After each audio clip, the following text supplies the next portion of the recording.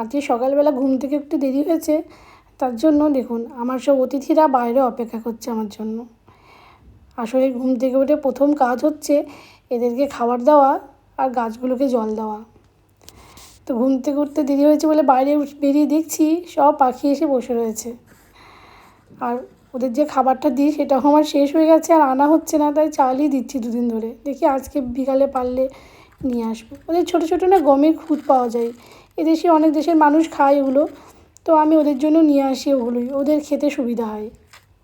একবার আমার জন্য নিয়ে এসেছিলাম, তারপরে আমি খাইনি, এক দুবার খেয়ে আর ভালো লাগেনি বলে আমি রেখেই দিয়েছিলাম। তারপরে যে ওদের দিয়ে ওরা দিব্যি খায়।